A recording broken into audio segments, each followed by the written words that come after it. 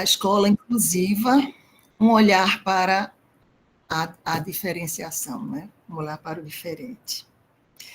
Então, essa escola que está há 67 anos se propondo a cuidar, né, das crianças de uma forma individualizada, não é? Olhando para a diferença.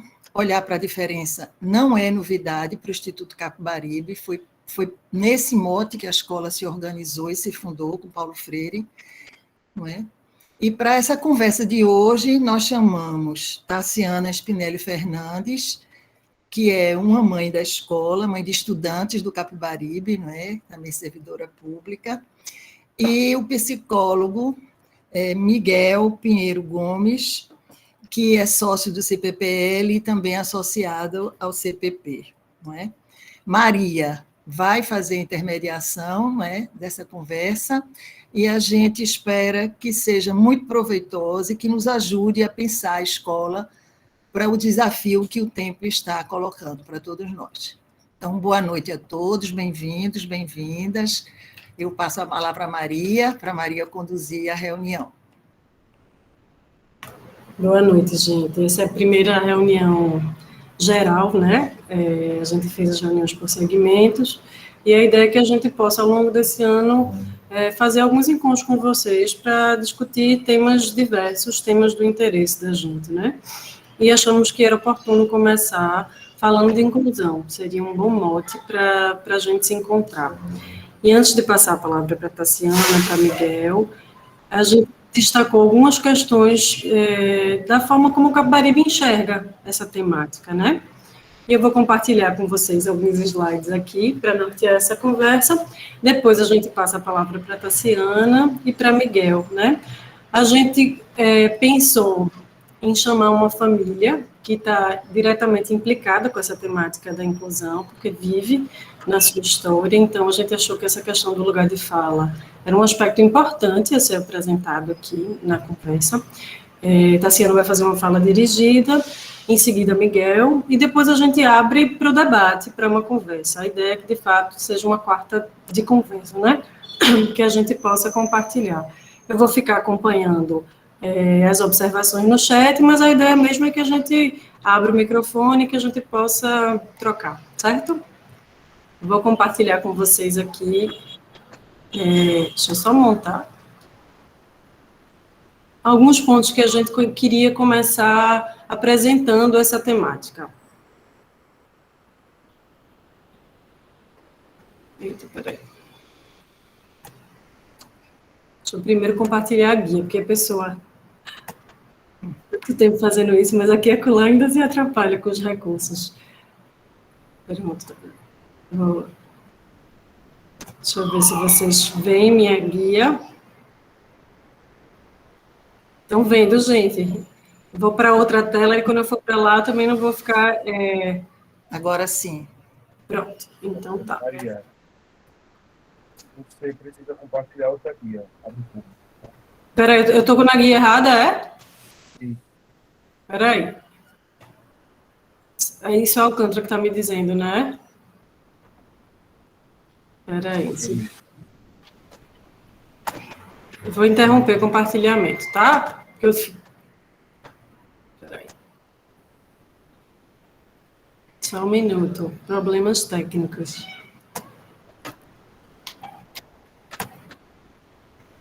Eu queria ampliar, Alcântara. Como é que eu faço? Eu estava vendo mais ampliado. É assim mesmo?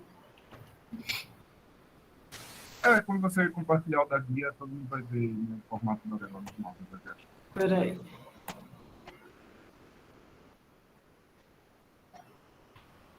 Eu vou copiar esse cópia da reunião para a família, não é isso? Ou é janela público? Já vi, Alcântara. Obrigada. Mas o de compartilhar também pode servir, caso alguém queira. Pronto, veja se é assim. Chega para vocês, estão vendo? O primeiro slide. Sim. Está sendo grande agora, em modo de apresentação. Então, tá bom. Então, esse foi o tema, né? A gente pensou um olhar para o diferente, depois a gente quis chamar a atenção de um olhar para a diferença. Entendendo que como a Mônica bem disse, o Capibaribe, ele surgiu de um desejo de um grupo de educadores de construir uma escola que tivesse um olhar para a singularidade, entendendo que essa singularidade ela está completamente construída na relação com o ambiente, né? Não existe singular sem pensar no todo, né? Então, para a gente, a questão do foco no estudante é um aspecto central da nossa pedagogia, da nossa ação, né? Então, a gente tenta considerar no processo cada forma de aprender, cada forma de lidar com o conhecimento. E a gente costuma dizer que a tarefa do educador é entender as formas singulares do processamento de cada estudante e pensar alternativas de modo que os estudantes possam encontrar os seus repertórios de aprendizagem, que eles possam construir sua caminhada com seus corpos, com seus repertórios de mundo, suas formas de interagir. Então, o trabalho do Capibaribe envolve uma ação continuada com os professores, onde a gente está permanentemente em diálogo, falando sobre as crianças, né? Então, a gente está chamando aqui de educação inclusiva, mas a gente queria dizer apenas educação, né? É o que a gente conversava com Tassiana, ainda há uma necessidade de falar em educação inclusiva, porque a educação amplamente pensada e conhecida, ela não é. Então, precisa dizer que é uma ação inclusiva, sim, porque prima por cuidar de cada um, cada uma. Mas a educação nos moldes, como a gente compreende, ela deveria ser inclusiva, ela deveria estar atenta a cada pessoa, né?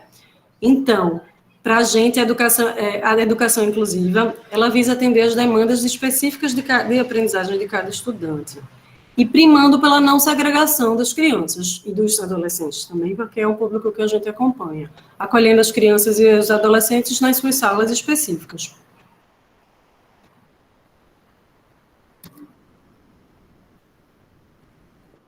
E os objetivos da educação inclusiva são compreender as dificuldades, mas também as facilidades envolvidas nos processos individuais, assegurar que as situações avaliativas elas estejam mais focadas nas possibilidades do que nas dificuldades, porque, por vezes, quando uma criança tem uma demanda marcada de inclusão, a gente foca muito no que não está funcionando, no que é preciso ser cuidado, mas é importante também que a gente parta do que a criança pode, do que o estudante pode. Isso é uma questão bem importante na construção do processo. E a gente deseja, nesse processo, né, construir práticas pedagógicas diferenciadas, que pensem em cada um, de modo a contemplar as especificidades de cada pessoa. Então, para a gente, uma educação inclusiva, ela deve favorecer a convivência com a diversidade, e considerando a diversidade, e pensando já na conversa que a gente teve do Ana e Vanessa hoje, não quer dizer que a gente negue o indivíduo, negue o singular, mas é importante se confrontar com o diverso como uma experiência de construção de pessoas, né? A descoberta da diferença é um aspecto muito importante para a vida, né? E o que a gente espera também, a gente entende que a educação inclusiva, ela deve contribuir para o desenvolvimento da tolerância, do respeito, da capacidade de se colocar no lugar do outro. Essa questão da empatia é muito cara ao fazer do Capibaribe. Então, o tempo todo a gente está se colocando em perspectiva, e isso é um aspecto muito importante. E fazendo isso, a gente entende que a gente pode superar os preconceitos, né? Buscar isso. E não quer dizer que não vai haver preconceito, né? Porque o preconceito é inerente ao nosso repertório de vida, mas a superação é um foco desse trabalho. E para que isso de fato aconteça, a gente entende que a gente precisa reconhecer que todos são diferentes, que a diferença ela é constitutiva dos indivíduos, compreender que não só os estudantes passam por um processo de adaptação à escola, mas também a própria escola precisa se adaptar, às vezes é uma adaptação física, estrutural, mas é especialmente a serviço da relação também, do encontro com o outro, e construir um ensino desafiador das possibilidades individuais de cada um. Então, o trabalho de educação inclusiva no Instituto Capibaribe, ele convoca para o desafio permanente de repensar nossas práticas, questionando-as cotidianamente, de forma atenta, às possíveis ações de exclusão que, porventura, possam estar presentes na nossa realidade. E é em nome disso que a gente convoca, né, as pessoas. E aí, antes de passar a palavra para a Tassiana, a gente destacou uma frase de Paulo Freire que diz muito do que a gente quer colocar no debate também, né? Que não há saber menos ou saber mais, né? Saber mais ou saber menos, e sim saberes diferentes. Então, nessa perspectiva da superação das dificuldades, do enfrentamento da realidade, é que a gente resolveu chamar, e agora eu vou passar a palavra para a Tassiana, que começa a conversar, chamar uma mãe que está vivendo isso, e a gente teve muitos encontros e desencontros nessa caminhada, né, Tassiana, no percurso de cuidar das crianças, dos 2 filhos, né, mas Tassiana, ela vai poder se apresentar, ela tem um filho, e a gente fica no conceito, né, de como apresentar adequadamente. A gente não quis apresentar Tassiana como mãe de uma criança com deficiência, porque ela era mãe de 2 estudantes, e era isso que precisava ser dito naquele momento, mas a escolha também de Tassiana como interlocutora passa também por ser uma mãe de uma criança com deficiência. E nessa experiência, nessa luta, porque foi uma luta nessa Tassiana desde o início, para que Daniel, eu vou falar o nome do filho da Tassiana. Pode falar, fica à vontade. E para que Daniel pudesse chegar à escola, a gente vem desde o início repensando esse fazer. Eu estou vendo muitas carinhas aqui que estão às voltas também com essas questões, né? Nos encontros e nos desencontros conosco na escola. Esse é o exercício permanente que a gente precisa ter. Então, a ideia é que seja uma conversa franca e que a gente possa usufruir dessa troca. Bem-vinda, Tassiana, obrigada por estar aqui conosco. Obrigada, Maria, pela apresentação.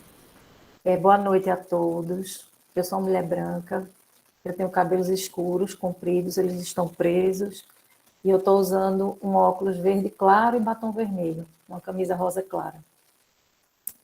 Quando a gente... Eu estou assim, bem... um pouco nervosa, né? Porque eu estou falando para pessoas que eu gosto muito, inclusive até acho que eu não conheço, né, que estão aqui. Eu sou a mãe, né, de 2 crianças, uma delas é uma criança típica, padrão. Conforme Maria falou, a gente precisa ainda nomear, né, afirmar, são falas afirmativas, para que a gente seja e esteja no mundo, né, para que a gente seja reconhecido, para que os nossos filhos e as pessoas sejam reconhecidas. A gente ainda tem que fazer essas falas afirmativas. Eu sou uma mãe atípica, de uma criança que possui, para a ciência, uma doença degenerativa, rara, uma doença neuromuscular, progressiva, sem cura. E durante a minha caminhada, como mãe típica e atípica, eu sempre fui muito presente nas discussões. Quer dizer, isso não aconteceu porque Daniel chegou, né? Aconteceu porque eu me tornei mãe. E a partir daí eu comecei a questionar o mundo, né? Desde que Joaquim estava na minha barriga, eu já estava analisando, ponderando, procurando me entender a minha condição. Eu estou aqui por um lugar de fala, um lugar social, mas é um lugar de subjetividade, né? Apesar de eu ser uma mãe de uma criança com deficiência e também de uma criança típica, eu tenho o meu lugar no mundo e a minha forma de enxergar, né, que é atravessada por diversas questões. E eu sempre questionei, eu sempre fui atrás do que era mais humano, mas eu não posso me esquecer, e eu acho que é um alerta aqui para todas as pessoas, que nós somos produto e resultado de vivências culturais anteriores, né? E por mais humanizada, humanista, ou enfim, por mais que eu quisesse entender a alma humana, as pessoas, eu também tenho meus preconceitos, né? Nós fomos criados, a gente cresceu há 30, 40, 50, 20, sei lá quantos anos atrás, e a gente assimilou muito do que a sociedade nos trazia, né, naqueles momentos. Então, nós somos um resultante disso. Que bom que a gente pode mudar, né? Que bom que a gente pode avaliar, que a gente pode repensar. E eu acho que a primeira coisa para a gente falar em inclusão aqui, e para falar em equidade, em diversidade é a qualidade do ser diferente. E eu gosto muito da pluralidade, que é a qualidade de ser único, né? Nós somos únicos. Eu acho que é isso que a escola busca, né? Dar uma atenção à característica de cada pessoa, do indivíduo. Por isso, olhar para o diferente. Né? O olhar para o diferente não é olhar o diferente e tentar padronizá-lo. É olhar o diferente e tirar o melhor que ele pode apresentar. Né? Então, as pessoas têm características. Ter uma deficiência é uma característica de um dos meus filhos. Só. Mas ele é uma criança e ele está aqui nessa família que o ama muito, nessa escola que também o ama. E a gente teve, sim, né, Maria, Mônica, Cíntia, a gente teve muitas questões onde a gente dialogou, como é que Daniel vai chegar. Eu acho que sempre existe essa questão do educador, eu imagino, né, eu estou supondo aqui, de não ter a competência ideal para receber e entregar educação, ensino, né, que é o objetivo e um dos objetivos, né, além da socialização da escola. E sempre houve isso, e a gente já conversou muito, e no começo a gente conversou, e todo mundo tinha medo. O medo é natural, né, o medo do desconhecido, e a gente precisa entender esse medo e tentar superá-lo. Né? Foi o que eu fiz enquanto mãe, porque quando eu recebi o diagnóstico de Daniel, aquilo ali para mim foi assim, foi o meu mundo caiu. A gente não encontra na literatura, em livros para maternidade ou discussões de maternidade, de paternidade, a possibilidade de se ter uma criança com deficiência. Acho que talvez alguém aqui tenha visto, eu não, na minha, e olha que eu frequentava assim diversas rodas de parto humanizado, enfim, e isso não é discutido. Talvez em alguma conversa, enfim, mas de uma forma muito simples. Então, eu não esperava, assim como a maioria das pessoas não esperam, né? Assim como é na vida da gente, a gente não espera, a gente pode acontecer alguma coisa, ter um acidente, enfim, ter alguma questão de saúde que se modifique ao longo do caminho, e a gente não espera, né? Então, esse novo causa medo. Me causou como mãe, e eu acredito que tenha causado na escola, até porque, eu não sei, Mônica pode falar, mas conversando com Maria, Daniel foi a primeira criança cadeirante, e no caso Daniel é uma criança que é hospitalizada em residência, né? Então, tem uma questão aí bem desafiadora, né? De vida, de trajetória, né? Enquanto criança e para nós enquanto família. E pensar nisso tudo, pensar em equidade, pensar em entregar conforme a necessidade de Daniel, eu acredito que seja uma questão da escola e também é nossa, que a gente quer que ele tenha o que é possível dentro do que é possível para ele e de acordo com as necessidades dele, né? Que são tecnologias assistivas, a acessibilidade é uma ferramenta para a inclusão, né? E a gente está discutindo porque isso é novo para a gente. Né, Maria, né? Assim, a gente está o tempo todo aqui pensando como é que a gente vai fazer. Daniel é uma criança que não fala da forma padrão, né? Ele não fala da forma padrão, ele tem a forma de se comunicar, que as meninas já estão aprendendo, já estão entendendo. Ele também é um ser que está em transformação, né? Ele faz diversas terapias.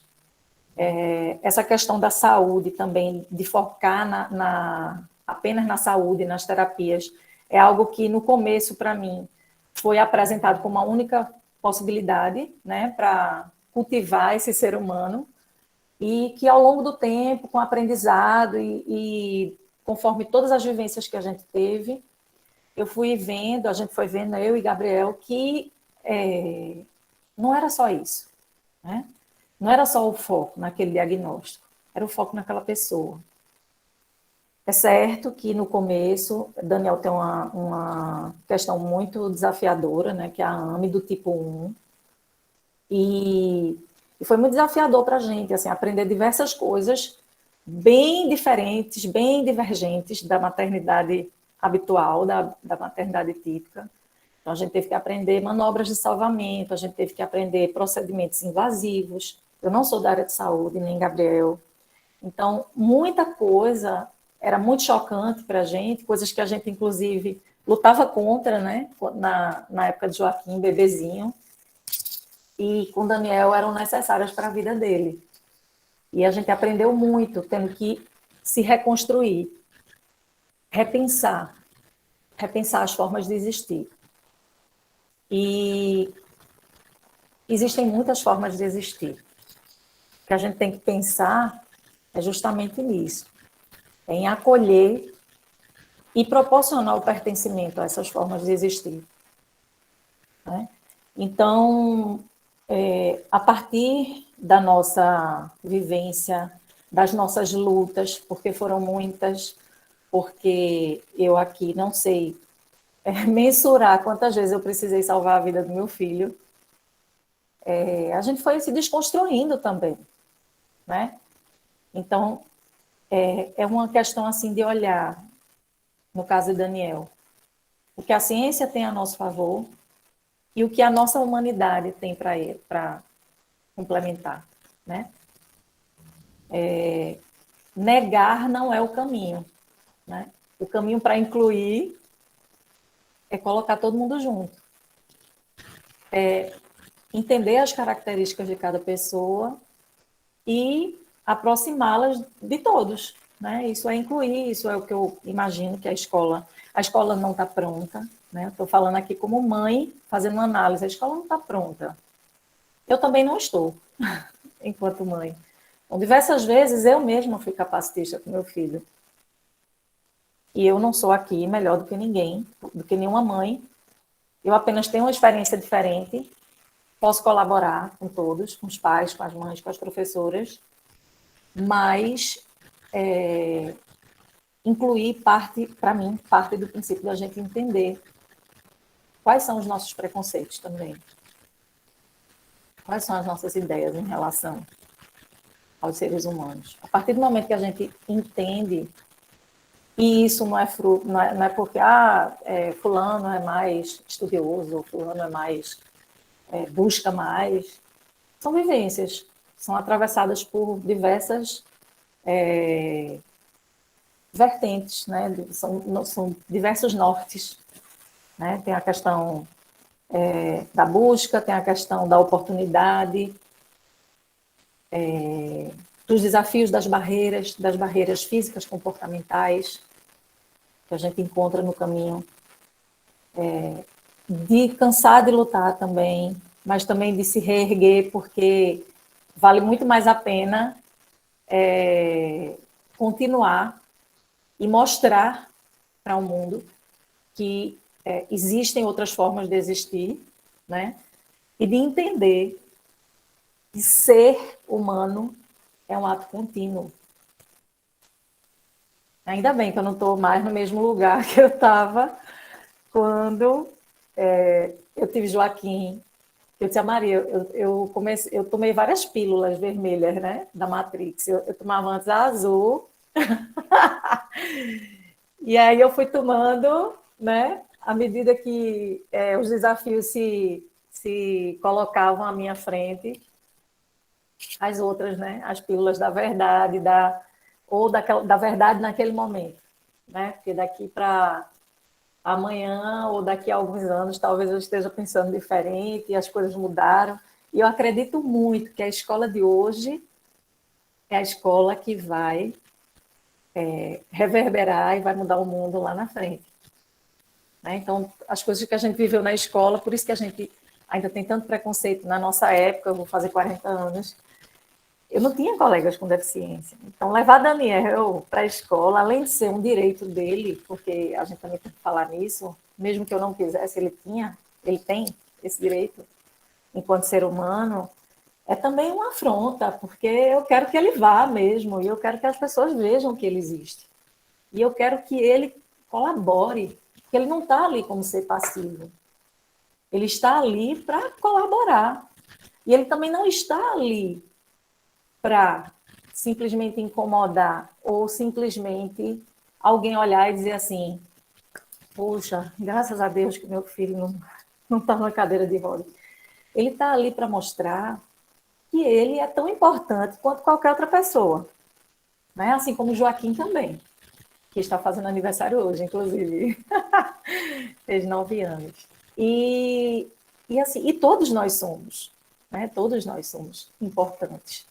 E todos nós somos únicos. Então, é isso que eu queria dizer para vocês. Eu não sei se eu me fiz entender, ou se atingi o objetivo, mas o objetivo é isso. Da inclusão é a gente entender as diferenças, saber que elas vêm para somar, para agregar, e mudar o mundo para que a gente deixe esse mundo careta, padrão, de normalidade que existe e que eu, sinceramente, eu já acho extremamente desinteressante. Agradeço muito a atenção de todos. Eu não sei se eu tenho mais algum tempo. Obrigada. Silvana, você foi bem focada no que a gente combinou, bem pontual, mas assim, se você quiser estender um pouquinho, tá dentro do script também. A tua fala, ela traz um ambiente para onde a gente quer, o que a gente quer conversar, né? Assim. Eu queria complementar com uma coisa, Maria. Eu acho que para cada um que está aqui, ser quem você é uma conquista, né?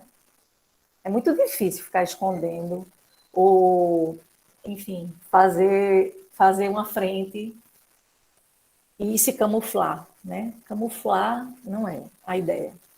Isso não é bom para ninguém. Não é bom para a sociedade, muito menos para você, enquanto indivíduo.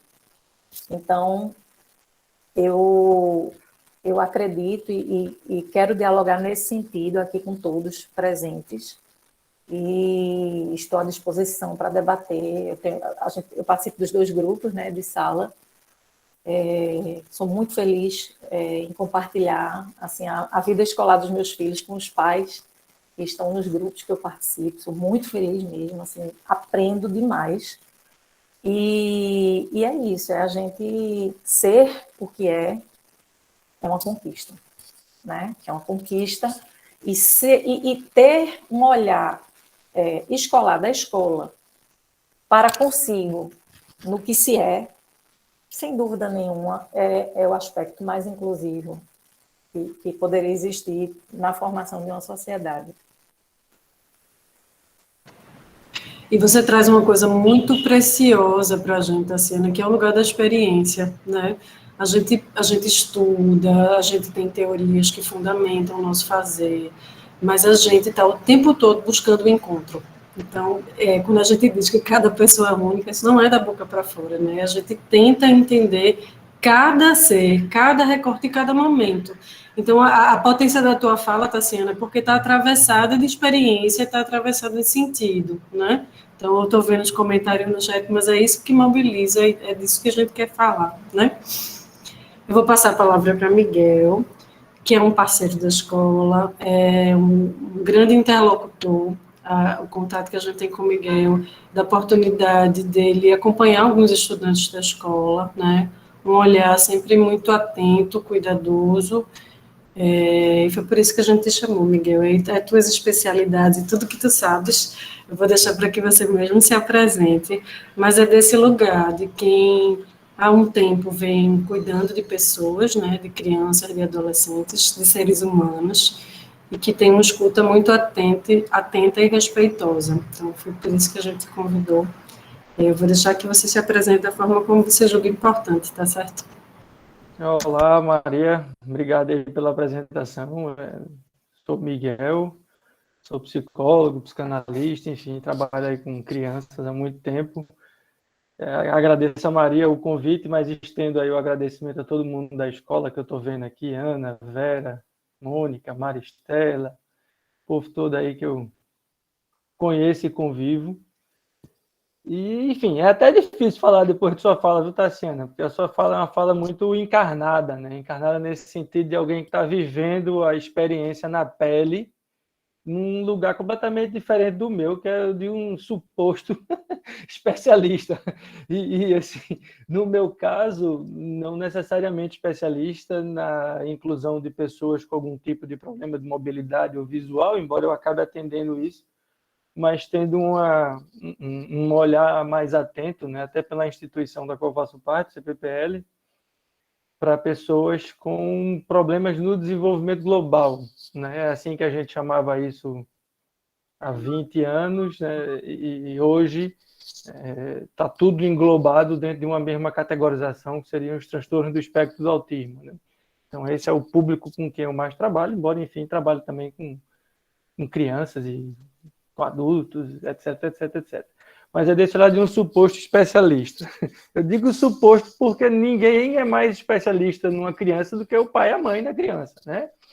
Então, essas pessoas é que são os especialistas, né? Eles acreditam que a gente sabe das coisas e a gente não sabe tanto, mas a gente, pelo que a gente estuda, pela experiência, a gente tem a possibilidade de ir ajudando os pais a ampliar os horizontes, porque eu entendo muito a psicoterapia nesse sentido, né? Num sentido de expandir o horizonte da criança, expandir a forma da pessoa, né? E não só da criança, a forma dela estar no mundo, né? A forma dela entrar em contato com o mundo. É como se a gente quisesse que ela tivesse um maior repertório de possibilidades no mundo.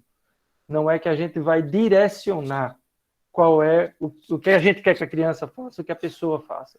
A gente quer que ela amplie as possibilidades, né? Então, acho que esse aqui é o mote de uma psicoterapia para qualquer pessoa, de maneira bem ampla mesmo, né? Enfim, para a gente falar aqui né, acho que Maria lembrou do meu nome pela interlocução que a gente tem e tal, mas acho que lembrando também que a gente está no mês de abril, é um mês em que se comenta muito sobre a história do autismo, por conta do dia 2, né, o dia da conscientização mundial do autismo. E aí, assim, eu pensei em trazer alguma coisa, assim, rapidamente, porque eu acho que o mais legal vai ser a gente depois poder conversar mesmo, as pessoas falarem, e a gente conversar, e aí eu acho que o mote aqui é esse, né? A gente conversar mais do que dar aula, eu não tenho porquê dar aula, eu só quero apresentar aqui algumas coisas para a gente entender esse movimento do dia 2 de abril. Né? Como ele surge, como é que ele se coloca hoje dentro do debate em torno do autismo, que se tornou uma categoria, vamos dizer assim, neurológica, né? Hoje muito mais próximo da neurologia, embora originariamente seja do campo da psiquiatria, e que às vezes a gente não tem o estado da arte de como está o debate em torno dessa história. Então, assim, é um pouco apresentar isso, e aí eu acho que pegando o mote dessa data ajuda para a gente entender, né? Essa data, né, o Dia da Conscientização Mundial do Autismo, foi instituída pela ONU em 2007, e o primeiro ano que isso aconteceu foi 2008, né? Foi o primeiro 2 de abril oficial, vamos dizer assim, foi em 2008, né? E foi um movimento da ONU muito estimulado pelaquela família real lá no Catar. Eles é quem, vamos dizer assim, incentivaram para que isso vingasse, né? E isso vingou, a ONU instituiu isso como uma data mundial. O Brasil, acho que em 2018, 2017, alguma coisa assim, transformou essa data numa data também oficial, né? E o interesse, né, dessa data, para quem defende essa data, aí vocês vão entender isso depois, é no sentido de a gente dar visibilidade ao diagnóstico do autismo, né? A gente perceber que existem pessoas com esse diagnóstico e que a gente precisaria conhecer essas pessoas para que, conhecendo e colocando essas pessoas no mundo, e eu digo colocar no mundo mesmo, porque se a gente voltar no tempo, aí, uns 30, 40 anos, muitas pessoas que tinham um diagnóstico, vamos dizer assim, severo, que a gente chamaria hoje grave, né, de autismo, elas eram escondidas mesmo pela família, né, até por uma questão que a psicanálise tem vamos dizer assim, uma certa culpa nesse cartório, quando lá nos anos 40, 50, alguns psicanalistas, porque nem eram todos, colocavam como sendo muito da responsabilidade da paternidade, da maternagem, né, no desenvolvimento do autismo. E aí eu enfatizo que ao mesmo tempo que existe uma responsabilidade de alguns psicanalistas nessa história, a gente precisa lembrar que não são todos e que isso é muito datado lá para os anos 40, 50. Infelizmente, isso continua ainda muito assim num conhecimento de senso comum, que, bom, a gente briga contra esse senso comum, mas a gente sabe que ninguém tem a obrigação de saber a fundo a história da psicanálise. Mas não é mais assim, eu posso garantir isso, né? Os psicanalistas não pensam mais assim, embora haja ainda isso ainda reverbere. Mas, enfim, dito isso, essa data surge quando o grupo de pais, né, nos anos 2000, antes mesmo da instituição da data, eles se organizam para pressionar o governo americano a investir em pesquisas em busca do melhor tratamento, mas principalmente naquela época, de uma cura para o autismo. Né? Tanto que a instituição que surgiu era Cure o Autismo. Depois, essa Cure o Autismo muda para o que a gente conhece hoje, esse Autism Speaks. Né? O autismo fala. Mas a ideia era essa, era curar. Né? Se não curar completamente, não conseguir encontrar uma cura, que a gente criasse tratamentos ortopédicos. Né? Ortopédicos no sentido de tirar do campo da deficiência e colocar o mais próximo possível do campo da normalidade, né? Daquilo que seria normal. Então, esse movimento dos pais nos Estados Unidos pressionaram muito o Congresso americano, que despejou um caminhão de dinheiro em pesquisas, principalmente genéticas, na intenção de descobrir a base genética do autismo, que lembra que lá nos anos 2000, todo mundo acreditava que o projeto Genoma ia resolver metade dos problemas do mundo, né? Porque nessa lógica médica de que se descobrir a causa, a gente atua na causa e a gente reverte a consequência, né? Se a gente atua na causa da doença, a gente cura a doença, né? Assim que funciona. Então, essa era a lógica naquela época, e isso foi feito a bolo. Né? Quem tiver interesse de ler mais sobre isso, tem aquele livro Longe da Árvore, do Andrew Solomon, que tem um capítulo sobre autismo, que ele fala muito bem disso. Então, para quem quiser conhecer. Então, esse movimento surge nessa coisa do curar o autismo, e aí vem essa data, a partir de 2008, para dar essa visibilidade no sentido de, bom, os autistas existem, e a gente precisa colocar eles no mundo, precisa incluí-los nas escolas. Aqui no Brasil, a gente vai ter o desenvolvimento da lei da deficiência, que inclui os autismos, os autistas, enfim, e isso vai levando todo ao desenvolvimento aí de políticas públicas, inclusive, em relação ao autismo. E a partir desses anos 2000 e até antes mesmo, a gente já começa a observar um grande crescimento no número de diagnósticos do autismo. Que, enfim, eu não vou entrar nesse ponto, porque não vai dar tempo, a gente pode até desdobrar alguma coisa mais para frente, mas é para a gente entender que há um crescimento imenso no número de diagnósticos de autismo. Né? A gente tinha, assim, de um autista para cada 10, 20 mil nascimentos nos anos 80, para ter estatística que fala de um autista para até 57 nascimentos hoje. Então, enfim, é uma coisa assim, uma discrepância muito grande que leva a gente a suspeitar até desse alto número de autismo hoje. Dito isso, eu quero chamar a atenção que, além do dia 2 de abril, existe um outro grupo, né, de defensores das pessoas com autismo que não defende o dia 2 de abril. Né? Eles defendem o dia 18 de junho. 18 de junho, anotei aqui para não esquecer. Que eles chamam do dia do orgulho autista, que é numa outra pegada. Né? Esse dia do orgulho autista, ele é muito mais encabeçado pelos próprios autistas, que têm capacidade de falar em primeira pessoa. Enquanto que o dia da conscientização é muito mais encabeçado pela família dos autistas. Certo? Então, isso mostra uma diferença. E qual é a principal diferença de orgulho e conscientização? É que, enquanto no dia da conscientização, a origem, eu não estou dizendo que isso não possa mudar no futuro, mas a origem desse dia é nesse sentido de diagnosticar para corrigir, para curar. O dia do orgulho é assim, a gente não é doente.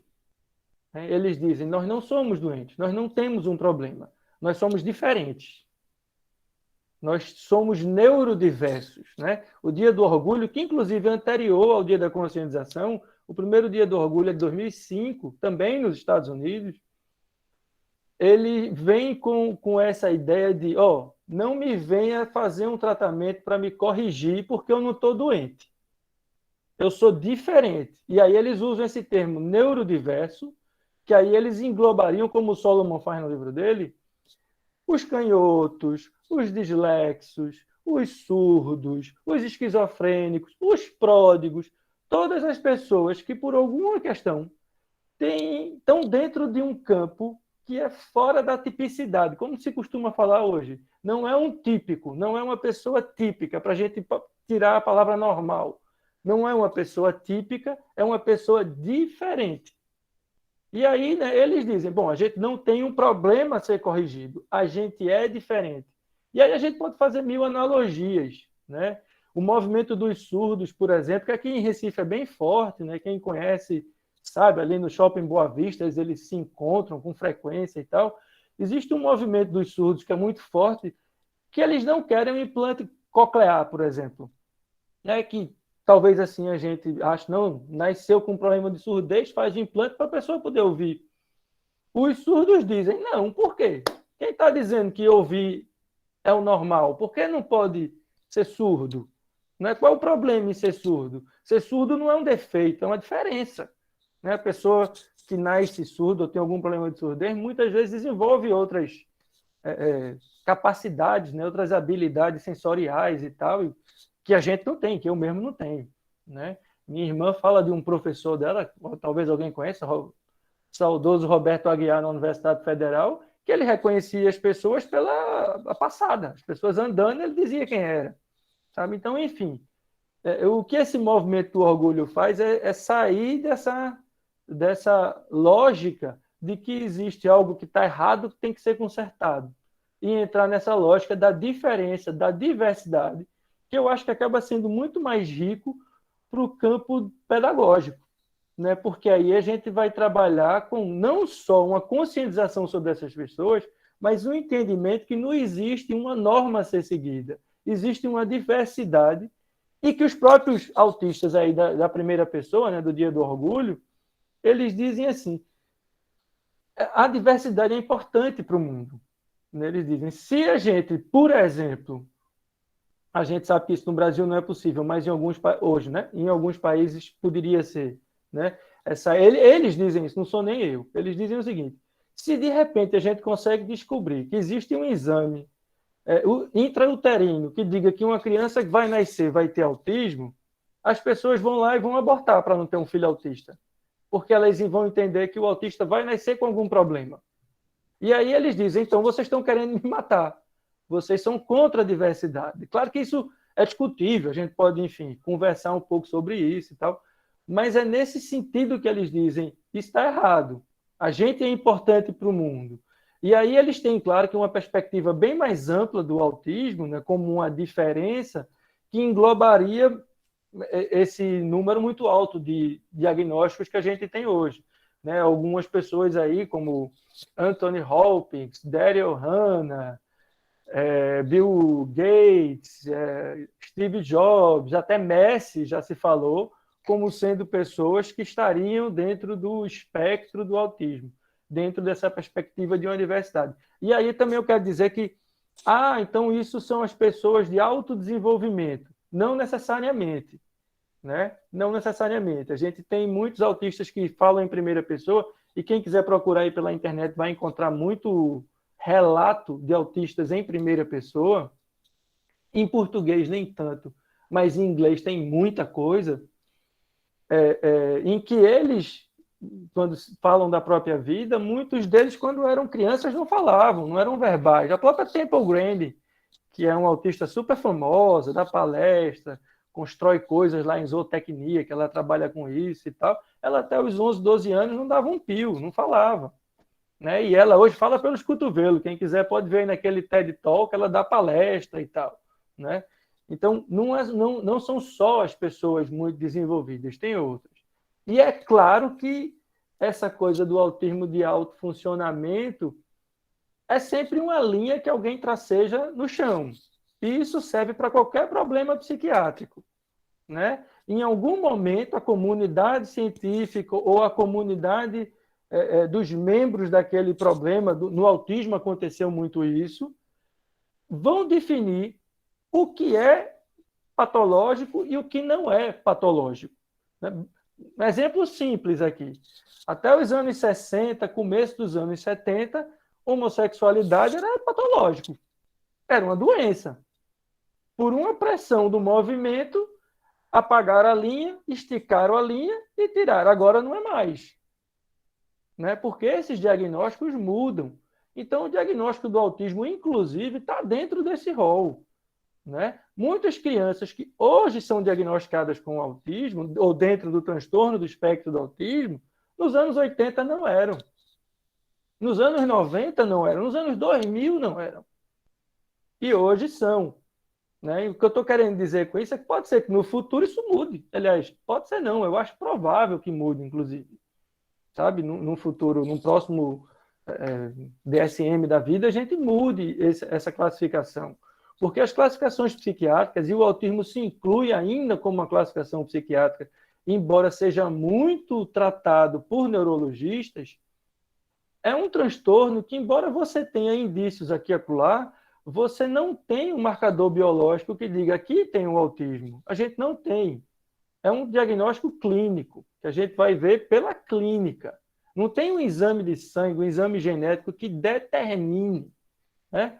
A gente, às vezes, pensa, não, se tiver essa sequência genética, tem uma maior possibilidade. Pode até ter uma maior correlação, mas não tem causa. A gente não tem isso. Infelizmente, eu não digo isso porque eu acho bom, não. Eu acharia muito melhor que a gente tivesse. Mas a gente não tem ainda. Então, se a gente não tem ainda, a gente não pode lidar como se tivesse. Né? E a gente não tem. Né? Então, o autismo ainda é essa coisa que é clínica. Então, daqui a uns anos, a gente pode restringir esse diagnóstico para aqueles casos mais graves e esses casos menos graves, de repente, receberem outras classificações que tenham um peso menor. Porque a gente sabe que o diagnóstico do autismo ainda tem um peso social muito forte, né? Muito atrelado à incapacidade, a alguns rótulos, alguns, inclusive, que são assim, completamente equivocados quando você conhece uma pessoa, né, com algum dentro do espectro, né, como se essas pessoas fossem incapazes de amar, incapazes de se colocar no lugar do outro, que só utiliza as pessoas como objeto. Quem convive com uma pessoa no espectro do autismo sabe que isso não bate, né? Não casa com a realidade, né? Mas existem esses estereótipos do autismo que muitas vezes acabam atrapalhando o próprio suporte que você pode dar para ajudar essa pessoa. Porque ao dizer isso, que é uma atipicidade, é uma neurodiversidade, está dentro desse campo, de forma alguma a gente quer dizer que não seja grave, que não precise de acompanhamento médico, psicoterápico, fonoaudiológico, etc. Precisa. Muitas vezes precisa, alguns depois de um tempo até que podem abrir mão, mas assim, muitos precisam, e quanto mais cedo começar esse tipo de suporte, melhor, porque é isso, essas pessoas tendem a ter um repertório muito restrito, e muitas vezes muito pouco adaptado ao convívio social, então a intervenção precoce vai ajudar elas a ampliar isso, né? E aí eu acho que a inclusão numa escola tem dois papéis importantes, aí para o autismo para qualquer outra coisa. Né? O primeiro é trazer essas pessoas para o mundo, porque antigamente a gente sabe elas ficavam escondidas, né? Né? Acho que o exemplo clássico mesmo é da síndrome de Down. Né? Se a gente pega a síndrome de Down aí nos anos 70, 80, quem é mais velho sabe, essas pessoas morriam muito cedo. Né? Tinham uma expectativa de vida muito curta, viviam em casa, não tinham acesso a praticamente nada. Hoje em dia, o pessoal está vivendo 50, 60, 70 anos, trabalhando, sendo ator, professor de educação física. E o que é que mudou no transtorno? Rigorosamente nada. Continua sendo a trissomia do cromossomo, né? Que todo mundo conhece, é a mesma coisa, isso não mudou. Né? No caso do Down, a gente tem uma coisa marcada do ponto de vista biológico. O que mudou foi a forma como a gente lida com essas pessoas hoje. O suporte que a gente dá para essas pessoas hoje. Sabe? E em relação e um papel importante para isso foram as escolas, trazendo essas pessoas para dentro da escola, e não só trazendo essas pessoas para dentro da escola, mas mostrando para as outras crianças que estavam na escola que essas pessoas existem. Eu acho que essa é uma dimensão da inclusão que às vezes passa despercebida, sabe? Não é só importante para quem está sendo incluído, não. É importante para quem já está incluído perceber que existiam pessoas que estavam fora e que fazem parte do mundo, e que a diversidade faz parte do mundo. Não é? O mundo não é homogêneo, não é todo mundo branco, bonitinho, com 2 bracinhos, olhando tudo, não sei o quê. Não, existe gente de todo tipo. Né? Existe gente de todo tipo, e isso é bom. Isso é bom, isso é a diversidade. Então, é importante esse papel da inclusão, porque tem essas duas dimensões. É importante para trazer essas pessoas para o mundo, e é importante para mostrar para as pessoas que o mundo é muito mais diverso do que parecia. Né? A gente tem esse papel que as escolas têm. Né? Então, enfim, assim, eu acho que isso é uma fala assim, só para chamar a atenção para essa coisa da diversidade e um pouco de como essas questões em torno do autismo ainda são muito, né, enuviadas, assim, é tudo muito, né, as coisas estão se constituindo, a gente não tem muita coisa determinada, a gente está aprendendo, a gente vive isso todo dia, a gente tem experiências um monte aqui para contar, se houver necessidade, mas é só para dar uma pincelada aí do lugar que a inclusão tem para essas populações. E aí eu deixo, Maria, porque eu acho que aí o pessoal aí vai falando, comentando, trazendo alguma coisa, perguntando, que eu acho que fica mais rico. Né? Se eu conseguir responder, eu respondo. Senão, a gente vê como faz, mas acho que é só para dar essa introdução e aí deixar o pessoal falar também. Ótimo, Miguel. Eu acho que é isso. Acho que a gente podia abrir para as falas, né? Eu estou entendendo que isso foi um pontapé. E o maior valor é se a gente poder trocar, né? Conversar. Já tinha feito um comentário, queria comentar. Eu vou levantar a mão. Eu sugiro que vocês façam isso, levantem as mãos, tá? Não é a mão mesmo, para quem ainda não está familiarizado, tem a teclinha embaixo da mão levantada, e a partir disso a gente vai conversando. Tassiana. Então, Miguel, você fez aí, né, deu um panorama histórico, enfim, e você chegou no ponto que a gente está, né, onde a gente tem que presumir capacidade, não presumir a incapacidade, né.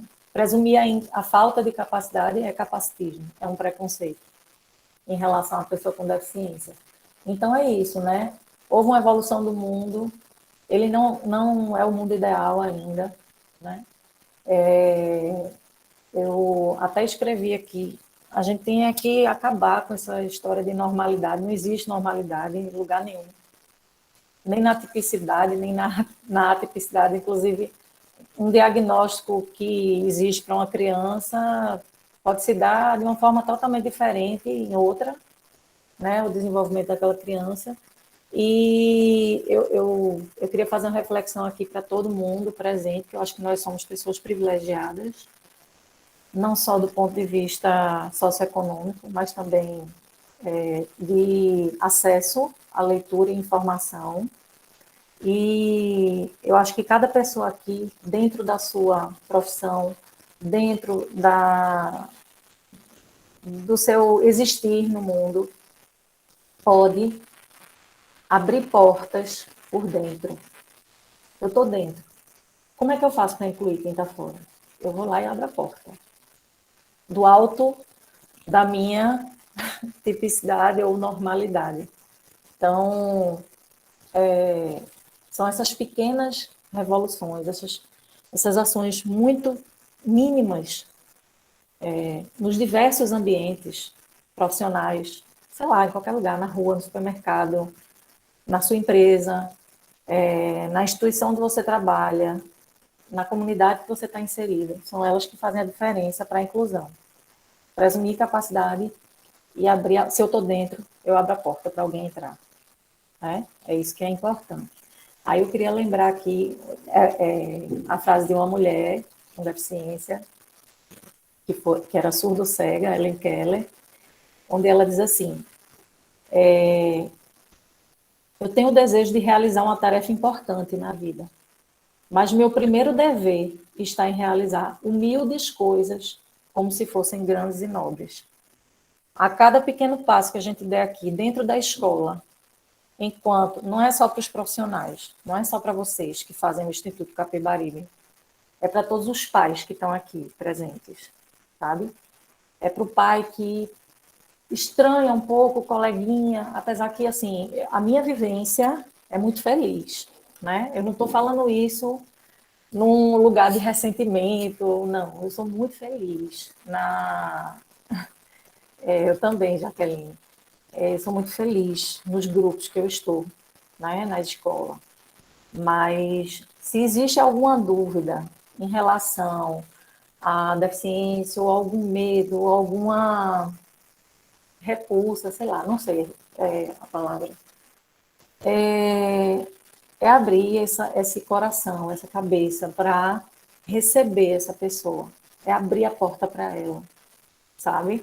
É procurar entender aquela vivência humana e saber que aquela vivência humana vai acrescentar a você, né? E que a sua resposta também vai acrescentar a ela. Era isso. E uma outra coisa importante, né? Uma outra frase importante dela: a vida é ou uma aventura audaciosa, ou ela não é nada. Então, é por isso que a gente mete a cara, vai em frente, né?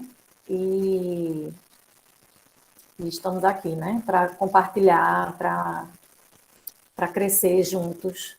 Acho que esse é o intuito, né? De todas as conversas no ambiente da escola, independente do tema. Eu até queria aproveitar e dizer para vocês que eu vou ter que sair daqui a pouco, porque eu tenho aqui algumas questões para resolver com o Daniel, que são habituais. E se eu não tiver a chance de falar novamente, eu quero agradecer muito, muito mesmo a atenção de todas as pessoas e a oportunidade, Maria. E a troca também com o Miguel, porque para mim também foi bom ter essa lembrança aí histórica das micro-revoluções que aconteceram, né? No autismo e em outros diagnósticos e condições humanas.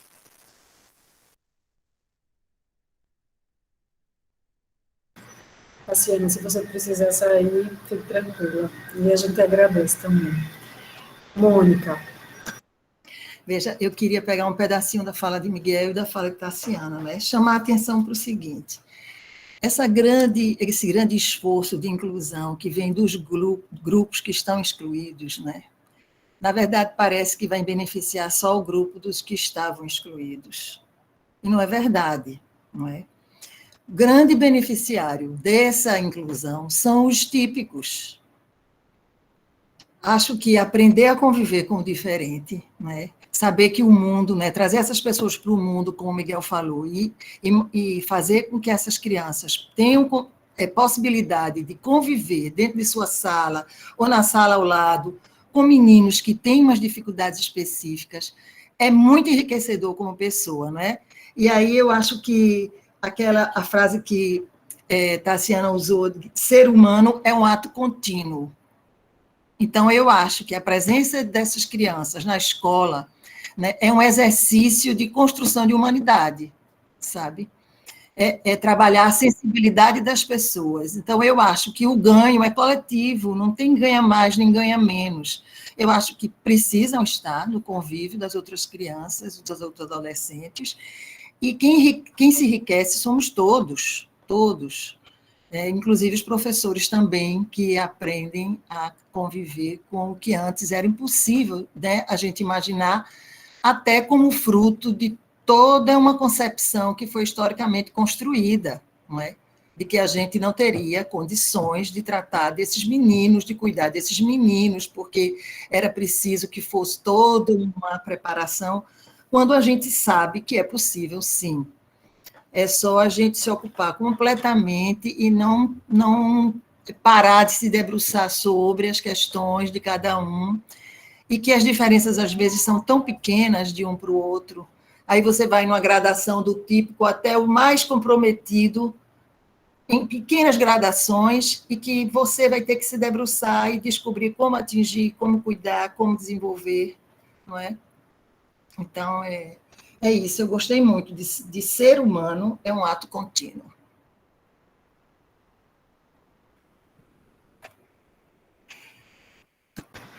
Fernanda. Oi, gente, boa noite. Obrigada, Tassiana. Obrigada, Miguel, por suas falas também foram muito importantes. Eu acho que é muito importante ter alguém que mesmo não tenha, que não seja pai, né, nem pai é, nem criança com deficiência. Miguel é um amigo, por isso que eu estou falando assim. O estudo é muito importante, né? E contribui bastante. E aí é como Tassiana disse, né, que a questão do privilégio que a gente tem, né? Que na realidade eu vejo mais como direito assistido, né? A gente tem os direitos, os nossos direitos assistidos, não é um privilégio, né? Eu acho que tem uma diferença aí. Na realidade, eu acho que a gente poderia fazer uma reflexão sobre todas essas palavras, sabe, que são ditas, por exemplo, pessoas com deficiências, elas não necessariamente precisaria ter esse peso da deficiência, porque elas são eficientes dentro dos limites delas, né? É, a questão da acessibilidade, que deveria ser um direito de todos, né? Não questão de privilégios, porque, enfim, quando você tem o seu direito negado, é uma coisa muito, muito, muito, assim, gritante, muito mais do que, assim, dizer eu sou uma pessoa privilegiada, sabe? É como se a gente se beneficiasse da falta dos direitos dos outros.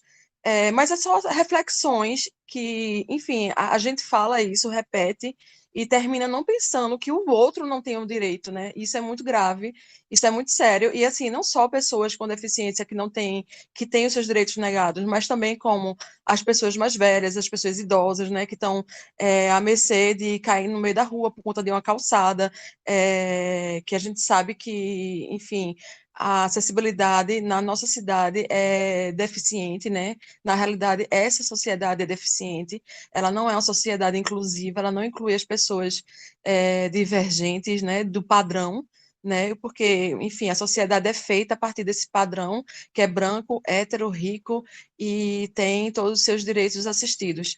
Então, quando a gente traz esse diálogo para a escola, eu estou assim muito contemplada, eu estou até emocionada mesmo, porque, enfim, eu tenho uma criança com deficiência e eu não tive, a gente não teve uma boa experiência na escola anterior dela, né? Ela foi realmente excluída de forma assim que a gente nem estava entendendo que ela estava sofrendo isso, né?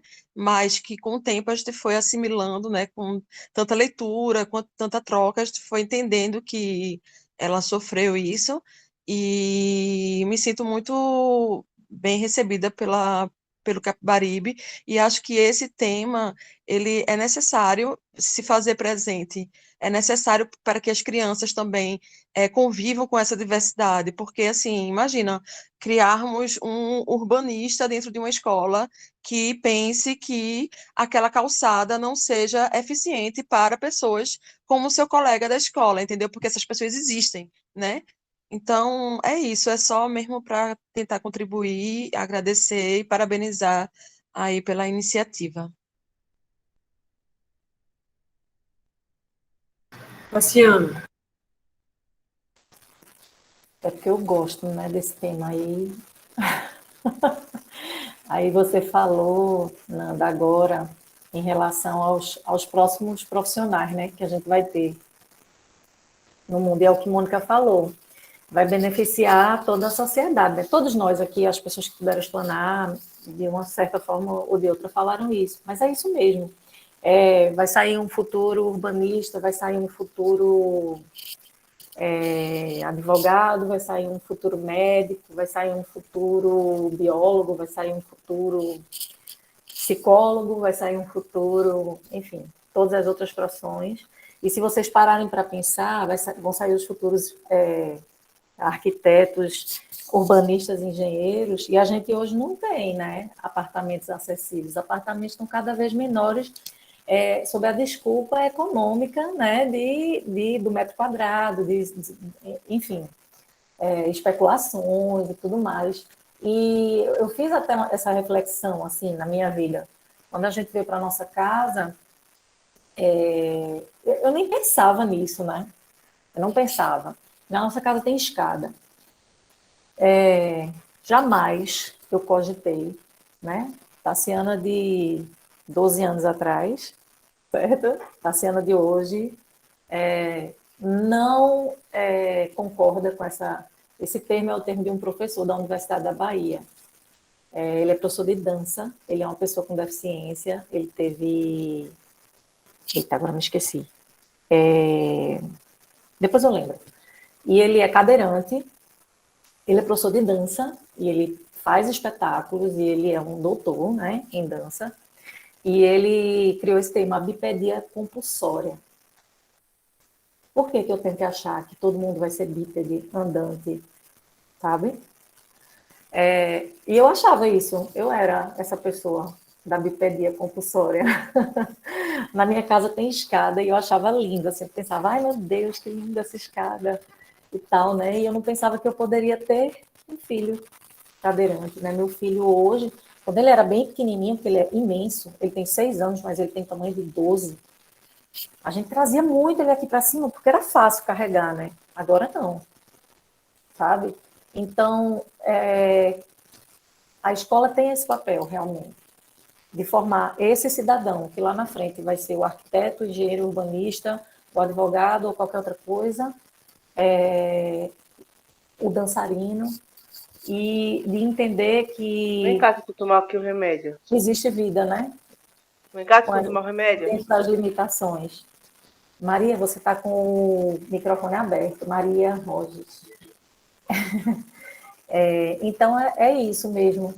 Nanda falou, essa questão muito importante, que ilustra, né? O que Mônica falou, o que Maria falou, o que Miguel, o que eu tenho falado.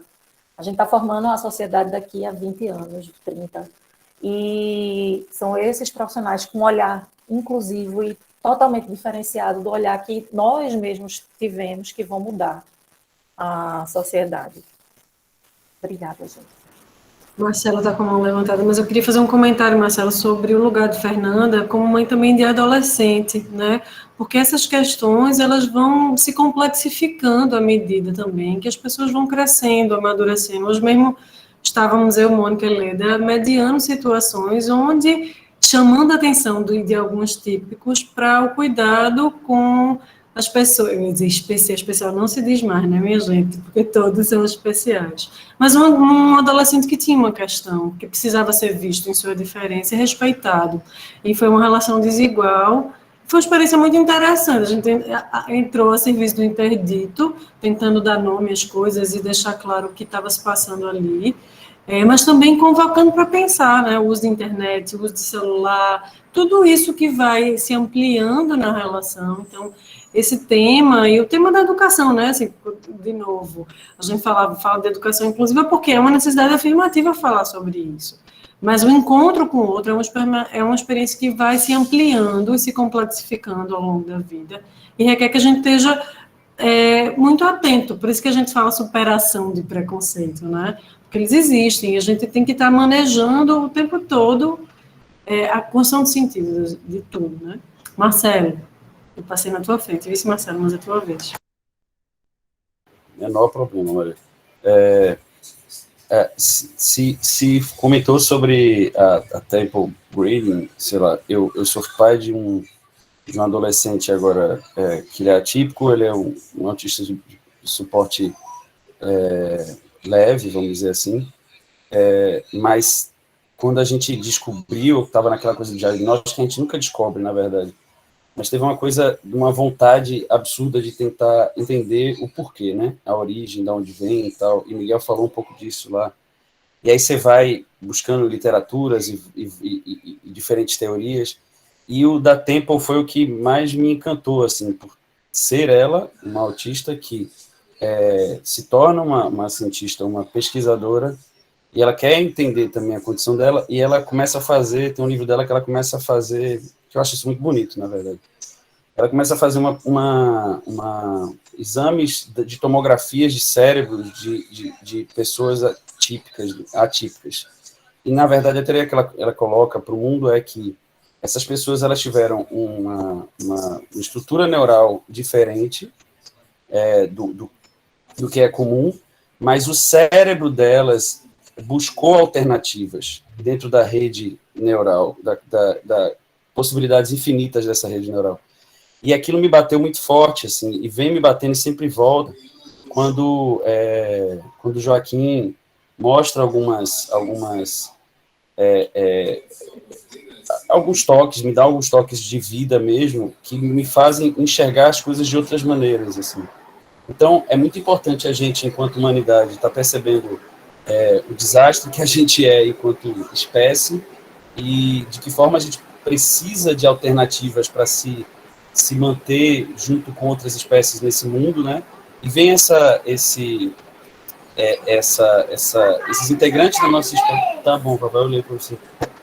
Vem esses outros integrantes esses integrantes da nossa espécie acabam demonstrando para a gente que tem que existir alternativas dos padrões, né? Do que foi imposto, do que é convenção, porque às vezes essas convenções, esses padrões, não tá levando a gente para um lugar, enfim, de vida mesmo, de sobrevivência. E é isso, queria colocar isso aqui, e até uma dúvida que eu tenho, assim, na atualidade, você comentou sobre isso, Miguel, mas eu queria entender um pouco melhor o que a ciência, a psicologia, a psiquiatria, a neurologia, ela entende sobre essa proliferação dessa tipicidade. Ela já existia, ela não era revelada, faz parte de uma indústria que se aproveita disso para ganhar sobre, enfim, falar um pouquinho sobre isso, assim. Obrigado, gente. Muito obrigado, Tassiano, pelas falas. Fiquei muito feliz, emocionado com esse compartilhamento. Bom, vou falar, né, Maria, tentando responder Marcelo. Marcelo, isso que tu falou é bem interessante, né? A história da Temple Grande, que é essa... Porque é o grande argumento dos neurodiversos, né? É dizer que não é uma patologia, é uma diferença na forma, muitas vezes, das entradas do mundo, né? De como se percebe o mundo. Então, assim, para citar uma anedota de um paciente que não foi aluno do Capiba, então vou falar aqui sem dizer o nome, porque ninguém vai conhecer ele. Eu atendi ele em grupo, e aí quando chegava perto da Semana Santa, ele tinha uma história de falar de Norô, e a gente, quem diabo é Norô? Embora ele falasse, ele tinha uma fala muito peculiar, então não dava para compreender. Ele, às vezes, ia incluindo um monte de substantivo na fala, sem verbo, e aí você não conseguia conectar direito o que aquele danado estava falando. Mas ele vinha com esse Norô na Semana Santa. Aí até que um dia, como é que é Norô? Que danado é esse Norô? Aí ele abre os braços assim, aí faz Norô, Norô, Norô, Norô, Norô, Norô, Norô, Norô. Era Jesus da Paixão de Cristo em Nova Jerusalém. Aí pronto, caiu a ficha que toda vez que ele se referia a Norô, era Jesus. E aí ele falava de Norô no Natal, falava de Notô em todo tempo, e aí a gente começou a associar. Então veja o mecanismo que ele faz para encontrar um jeito de se fazer entender, porque é como se tivesse uma língua diferente da que a gente entende. Só que aí a gente vai arbitrariamente diz que o jeito dele falar está errado. Quando não está, é diferente, né?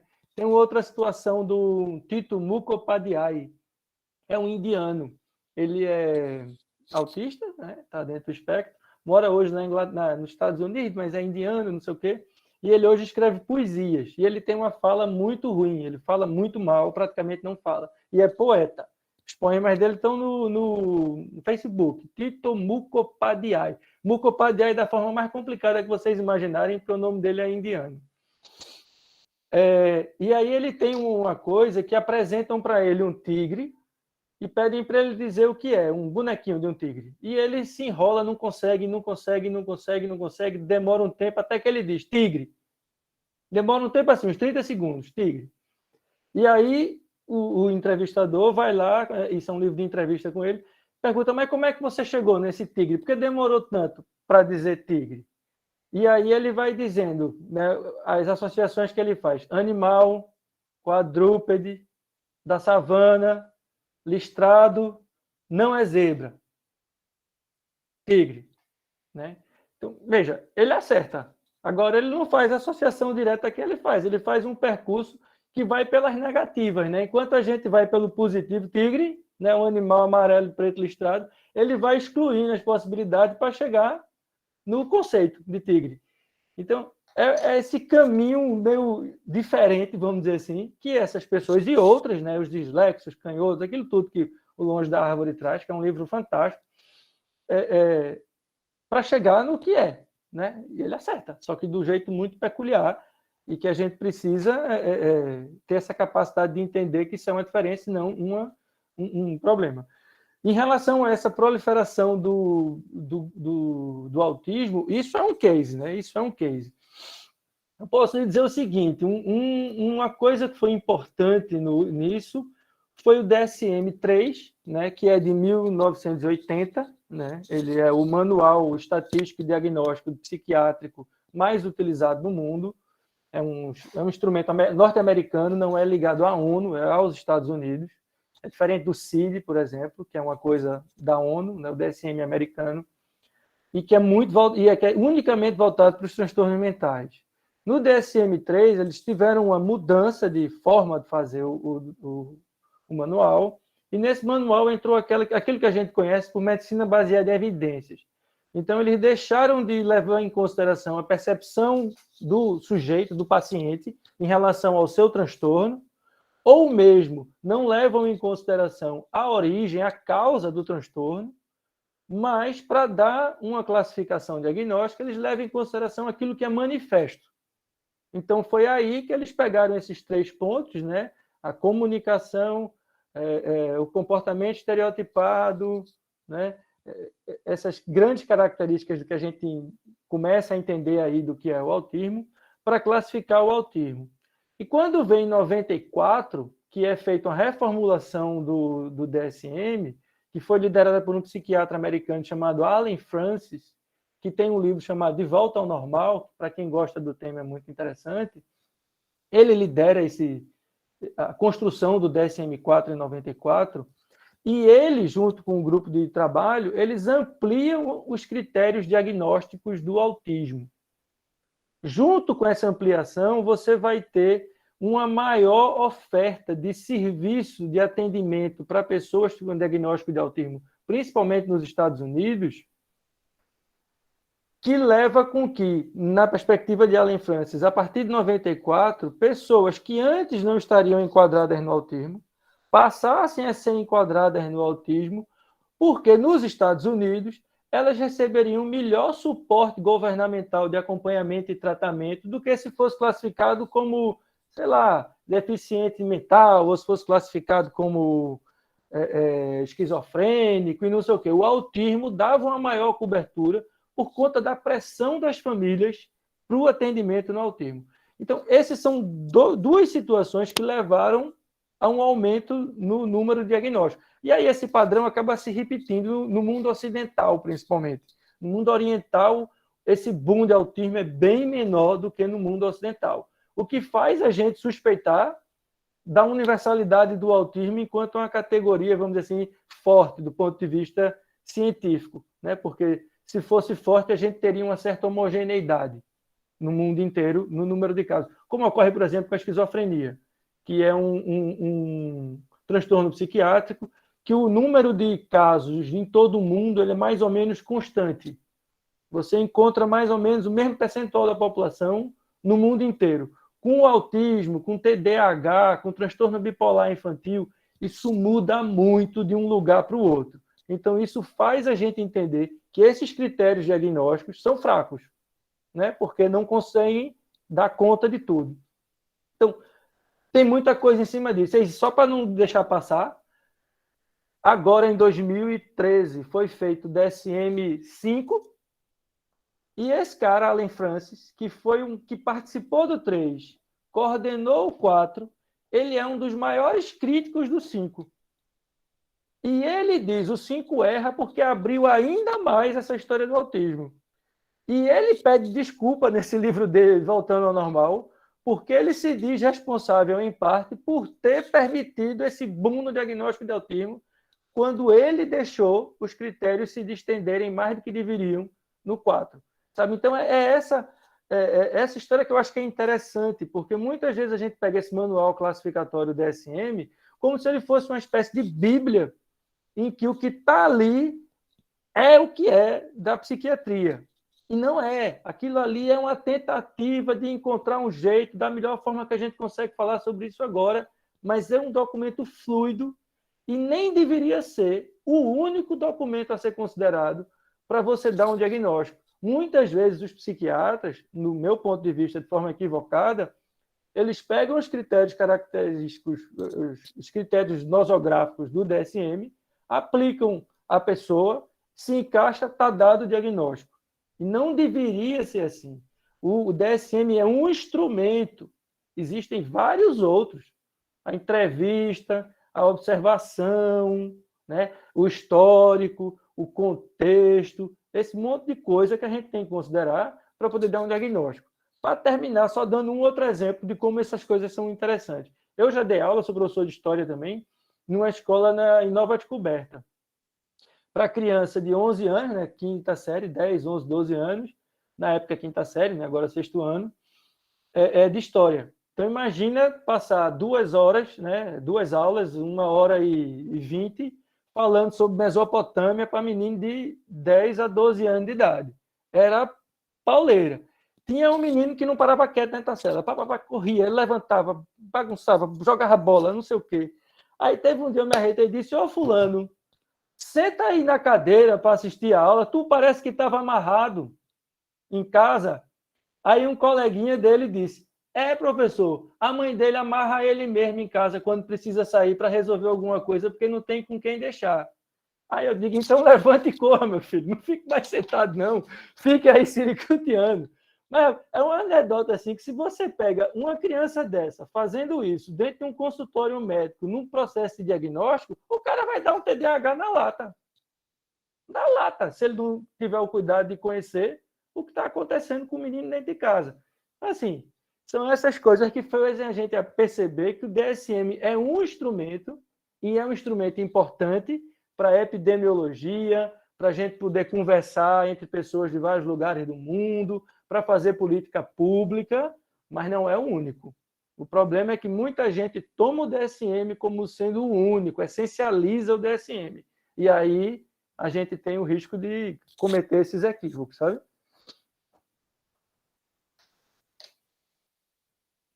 Hoje a dislexia também está dentro dos transtornos de aprendizagem, muito mais coisa está cabendo dentro do DSM agora, né? Mabel. Eu acho que vai complementar, Miguel, essa... Oi, querido. Isso que Maria falou, só complemento, porque eu acho que o Marcelo tocou nesse ponto também. E claro que essas distensões nos critérios diagnósticos têm um caráter, vamos dizer assim, médico, né, de tentar incorporar as coisas, mas tem um caráter mercadológico, sim. Tem uma pressão do campo médico, da farmacologia, para que você produza transtornos, porque para cada transtorno produzido vai ter uma medicação para ser vendida. Né? A indústria farmacêutica é a segunda maior indústria do mundo, só perto do petróleo. Então, assim, existe uma pressão. E com isso eu não estou dizendo que eu sou contra a medicação, não. Eu acho que a medicação é importante em muitos casos. Não é aquele psicanalista que não quer ver ninguém tomando remédio. Não, não é por aí, não. Mas é entender que as coisas são complexas, né? E dentro dessa complexidade existe, sim, esse campo da farmacologia. Mas eu acho que você contou a historinha dessa criança, eu acho que complementa a minha fala, como num lugar de fala como professora coordenadora, que vive coisas que a gente aprende com as crianças todos os dias de como agir, porque às vezes a gente não tem cartilha, nem para ser mãe, nem para ser pai, nem para ser professora coordenadora de nenhuma criança. Mas tem uma criança que, para mim, foi uma das crianças que mais me ensinou a atuar diante do diferente, diante do que a gente não estava acostumado, que uma vez eu peguei no ombro dela e disse assim, meu amor, me preocupo tanto de você ficar saindo da sala o tempo todo, isso me preocupa tanto. Você tem tanta coisa para aprender lá, e eu com as minhas 2 mãos no ombro, tentando convencê-lo a voltar para a sala pelo afeto. Meu amor, volte para a sala. E essa criança tirou as minhas mãos do ombro dele, botou as mãos dele no meu ombro e disse: olha a frase desta criança. Você deveria se preocupar com o fato de eu não conseguir. Aí soltou meu ombro e foi-se embora. Veja só, isso para mim fala tanto, Miguel. Não é só a gente querer ele estar na sala, não é só ele ter a possibilidade de aprender, porque é uma criança que tem uma possibilidade imensa de aprender tudo. Ele se alfabetizou junto com todas as crianças. Mas ele me dizer que não consegue, está muito além das forças dele. Então, a gente vai precisar criar outras estratégias para ele aprender fora da sala de aula. E só para complementar, eu me lembro muito de uma família que foi visitar a escola e tinha um aluno nosso que ele passava mais tempo embaixo da banca do que sentado na banca. E aí ela foi para um lado, em visitação à escola, né, conhecendo. Aí foi para um lado, foi para o outro, foi para um lado, foi para o outro. Aí, na terceira vez que ela passou na frente dessa criança, ela disse: eu vou colocar meu filho aqui. Eu não vi nenhuma hora a professora mandando ele sair debaixo da mesa. E eu achei isso engraçado. Mas por quê? Ela fez: porque eu acho que assim ele aprende. Se colocar ele sentado na banca, talvez ele não consiga aprender. E era fato. Era uma criança que tinha muita dificuldade de sentar. E ele não era amarrado em casa, não, viu? Não era uma criança que ficava amarrada. Mas eu quis falar um pouquinho também do nosso lugar de fala de escola, que não está nos livros, não tem como a gente ter... A gente não tem receita, não é? A gente aprende todos os dias de como agir. E, às vezes, a gente acha: pronto, funcionou. Desse jeito, a gente vai conseguir fazer com que essa criança se comporte para aprender. Aí, no outro dia, ela faz: te enganei. Não é assim. É desse jeito que você achou que estava funcionando, não está. E aí, a gente precisa repensar o tempo todo, toda hora, a nossa prática. Era isso. Ô, Mabel, e na direção do que você fala, e do que tanta coisa que já foi falada aqui, a nós preocupa essa questão do excesso de intervenção.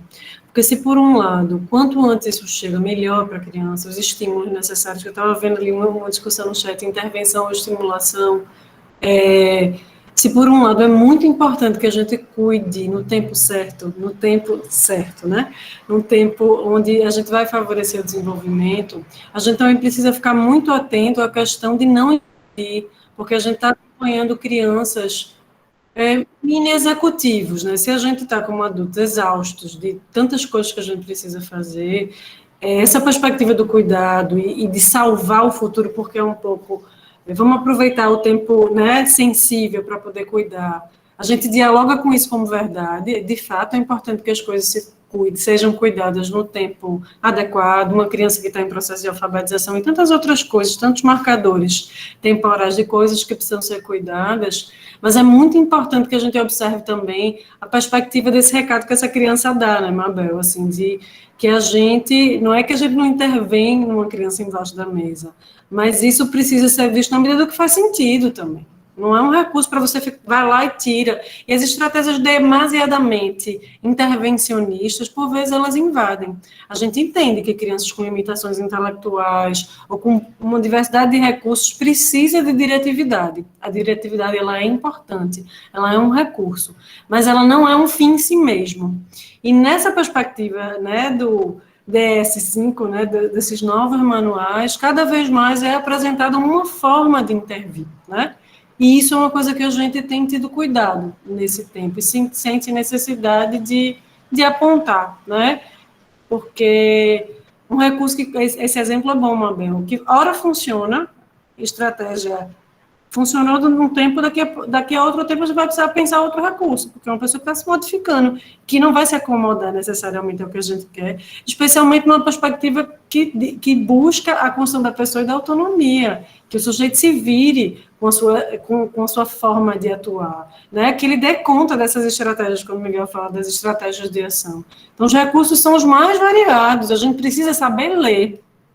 A gente estava lendo hoje, né, da Mônica, hoje à tarde, um manual para criança com TDA. É um manual que, em grande parte, é o que deve ser feito para todas as crianças. Algumas coisas específicas e verdadeiras, sim. Tem coisas que diz respeito ao funcionamento e à forma como as crianças percebem, mas orientações do porquê, como de perguntar, dialoga perfeitamente com que para a gente é como se deve se dar a pedagogia, né? Então, se a gente se ocupa de chegar perto do outro, certamente a gente vai encontrar estratégias de ler esse outro. Então, o estudo, a concepção, a noção do geral é muito importante, mas a leitura do fenômeno, da singularidade, é uma questão central na pedagogia do Capibaribe, sabe? A gente sente muita necessidade de falar sobre isso. Miguel. Oi, eu levantei a mão de novo porque eu acho que pegou esse ponto aí, sabe, Maria, do respeito à singularidade, né, das questões. A gente vê muito para criança com problema no desenvolvimento, tratamento muito padronizado. Sabe, eu já recebi crianças para atendimento que chegam com um laudo do psiquiatra, do neurologista, com todas, ele tem que fazer tantas sessões disso, tantas sessões disso, tantas sessões disso. Ele dá o laudo, dá o tratamento, sabe? Sim, camarada, quem vai saber aqui do desenvolvimento psicológico da criança não é você, não, sou eu. Começa logo por aí, né? Não vai ser um médico, sou eu, sou psicólogo. Ele vai cuidar de outras questões. E, assim, eu respeito a singularidade, porque ali fica nítido. Inclusive, eu vi uma mãe uma vez me dizer, doutor, em 20 minutos ele examinou meu filho e me deu um laudo com 3 páginas. Era um laudo que ele copiou o nome da criança e imprimiu, porque ele já tinha um negócio ali todo protocolado. Então, assim, é zero clínica. É um negócio que, pum, só desce aquele bolo. E aí entra nesse negócio de fazer um monte de acompanhamento que muitas vezes não é o tempo, não é que não seja necessário, mas às vezes é preciso que você respeitar o momento em que você vai introduzir uma coisa, vai introduzir outra, em que você vai respeitar aquilo que é mais adequado para uma criança e menos para o outro. Essas singularidades. Nos relatos em primeira pessoa dos autistas, e o próprio Tito Mukhopadhyay que eu estava citando, ele agradece a mãe até hoje porque ele aprendeu a escrever porque a mãe amarrava o lápis no braço dele para ele poder aprender, porque sozinho ele não ia. Então, alguém pode dizer, puxa vida, amarrou o braço do menino, forçou ele a aprender. Ele adora, ele adorou, porque foi como ele conseguiu se manifestar. Então, isso vai da identificação que os pais vão desenvolvendo com a criança e vão buscando aquilo que é útil, né? Aquele Ron Suskind, que é um jornalista americano, tem uma criança com TEA, e a vida dele melhorou quando ele começou a entender que a menina dele falava através dos filmes da Disney. Ela usava fala dos personagens para exprimir coisas que ela queria. O outro, Rupert Isaacson, que fala que melhorou a vida em relação ao filho quando o filho entrou em contato com os xamãs siberianos. Ele é antropólogo, estuda isso. E aí, quando esse menino conheceu os xamãs e começou a andar de cavalo na Mongólia, foi que o menino começou a despertar. Então, essa singularidade foge em absoluto das padronizações. Sabe? Então, é preciso respeitar isso. E a gente tem que ter esse olhar, e acho que vocês no Capibaribe têm muito isso, para a gente não entrar naquela lógica, que é a lógica do DSM. Você vai pegar uma criança, ou um adulto mesmo, que você vai avaliar, e você analisa pela doença. Você olha aquela criança, suspeita que tem alguma coisa, e vai vendo se ela se encaixa nos critérios diagnósticos do transtorno que for, depressão, autismo, TDA, enfim, o que seja, você vai observando se a pessoa tem os critérios diagnósticos. Quando eu acho que não deveria ser assim, principalmente com criança, eu acho que o que a gente tem que ver é o desenvolvimento, não é a falha, não é o problema que ela apresenta, mas vamos ver como é que essa criança de 3 anos, como é que ela está para uma criança de 3 anos, né? Será que a brincadeira dela é compatível com o que se espera de uma criança de 3 anos? Né? Você não vai esperar que uma criança de 3 anos, sei lá, invente uma história mirabolante contando de dentro da cabeça, não sei o quê. Mas ela vai pegar 2 bonecos, vai fazer uma briga, uma conversa, uma aventura. Né? Você não vai esperar que uma criança de 1 ano dê o laço no sapato, mas uma de 10 você já espera. Então, você vai observando como é o desenvolvimento daquela criança e vai vendo o que é que aquilo ali demonstra algum tipo de atraso para você poder intervir. Né? A gente está cansado de receber no CPPL crianças com problemas de linguagem e que são diagnosticadas com autismo, porque se associa muito o atraso de linguagem com o autismo, porque a grande imagem do autista é o autista que não fala, né? E quando você vai ver, a criança não fala, mas ela brinca, ela corre, ela se comunica, a brincadeira dela é rica, ela lhe convoca para fazer as coisas, ou seja, uma série de outros aspectos do desenvolvimento que são tão importantes, ou até mais, como eu considero o caso da brincadeira, do que a linguagem, para a gente dizer como é que está o desenvolvimento daquela criança. Então, olha, não fala, mas calma, tem muita coisa aí para passar, muito longe de dar um diagnóstico rápido de autismo, sabe? Então, acho que essa eu acho que é uma pegada, assim, é a avaliação pelo desenvolvimento e não pela patologia, né? Eu acho que essa é uma coisa importante.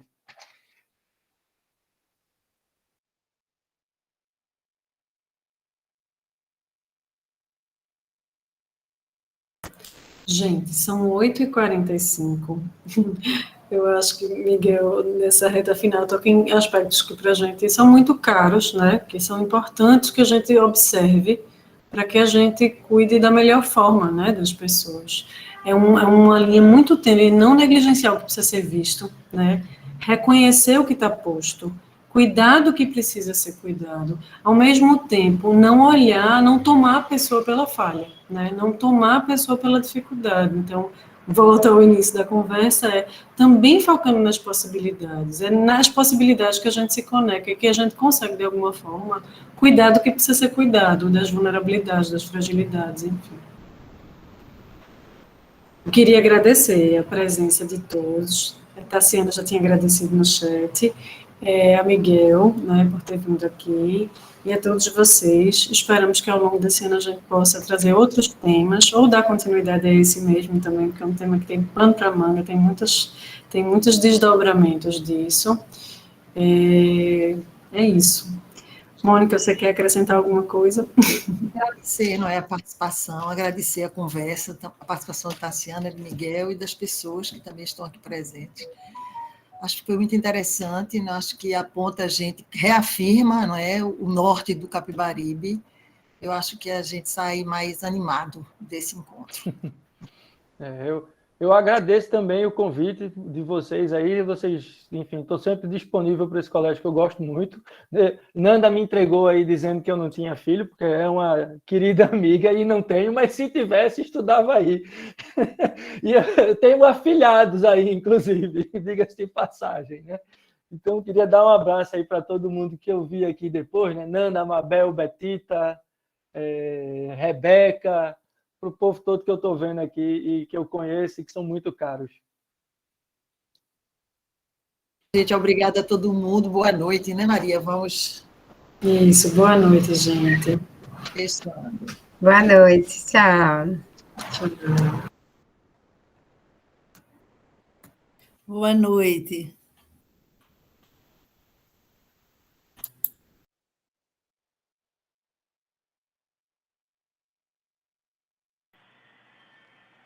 Boa noite.